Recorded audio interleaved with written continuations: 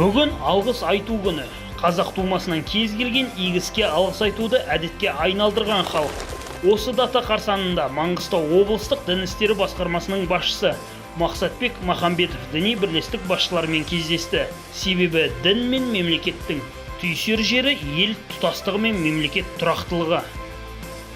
Қазақстанда қазір қаншама конфессиялар, қаншама дін өкілдері бір осындай шаңырақтың астында өмір сүріп жатырмыз. Егемендікті біздер бар жоғы 67 мешіттен қарсы алсақ, бүгінде сол мешіттеріміздің саны 2700-ден асып жығылып отыр. Бұның барлығы мына тәуелсіздікпен бірге келген үлкен Алланың берген сыйлығы. Сондықтан мына тәуелсіздік Алла тағаланың берген теңдессіз тартуы, одан асқан мереке жоқ. Ұлттар арасындағы татулық пен діндер үйлесімділігі әлемнің талай мінберінде талқыланды. Мемлекетті құрушы ұлт қазақ болса, айналасына топтасқан өзге ұлттар мәуелі бақтай тамыры бірге тереңдеп, тарихы бірге өріліп келеді. Призываю всех ценить этот мир, который есть в Казахстане.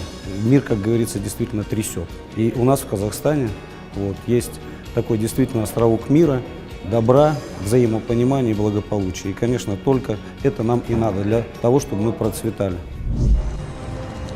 Давай выгружай. Зұлмат жылдары еліміз депортацияланған өзге ұлттарды рухани күйзелістен, кемсітушілік пен аштықтан аман алып қалса, кейінгі жылдары қарулы қақтығыс аймағынан жерлестерімізді құтқарды. Жусан операциялық өңішке келген азаматтармен біз жұмысты әлі күнге дейін жалғастырып жатырмыз. Бұрынғы алған білімдерін қайтадан жетілдірдік. Сол бойынша біз келген азаматтарға арнайы курстарға өткізген, бухгалтерлік курстардан өтті. Мысалы, кейбір азаматтарымыз тігінші мамандығын алды.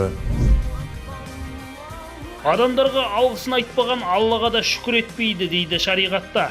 Сондықтан тарихымыздың көптеген беттері биік моральдық құндылықтардың бірі ретінде алғыспен байланысуы заңдылық.